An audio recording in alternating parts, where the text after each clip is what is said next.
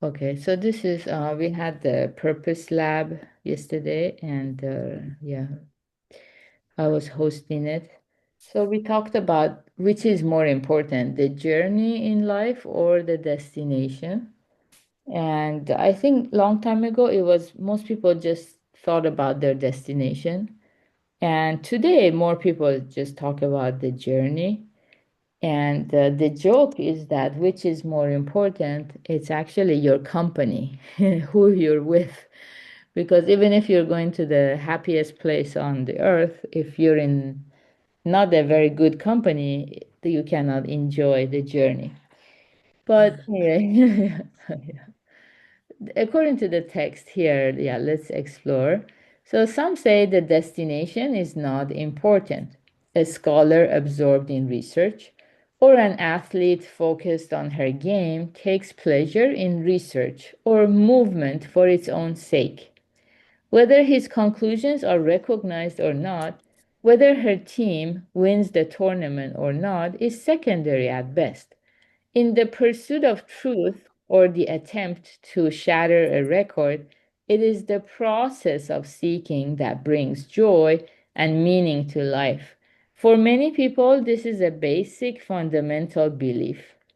We admire people with the energy and commitment to single mindedly devote their lives to something that they love.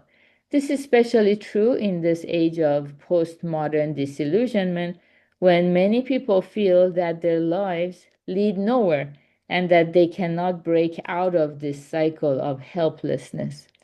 Even if you do embark on an endeavor that you feel invests your life with meaning, can you be certain it will last? In 1992, at the Barcelona Olympic Games, 14-year-old swimmer Kyoko Iwasaki skyrocketed to world fame by capturing the gold medal in the breaststroke event. She expressed her rapture in these words: "This is the happiest thing in my whole life." At just 14, she had experienced one of the greatest joys that life could offer. Naturally, expectations were high for her to repeat the feat at the next Olympic Games.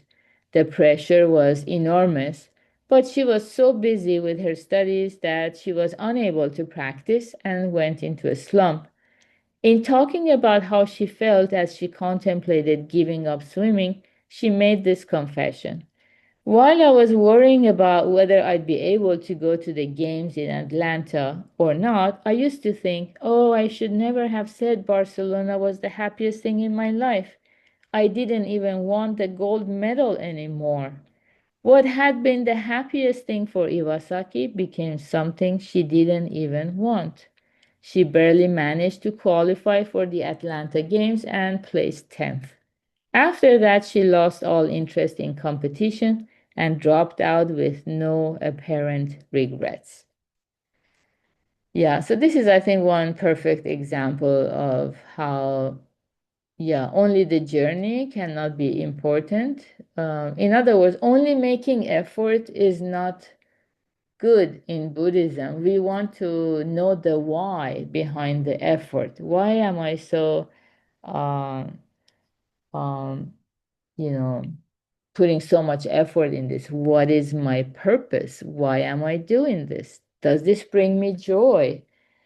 So, yeah, when we blindly just follow a path, maybe because of our parents' expectations or friends or society, then we might be sacrificing our own happiness and inner peace.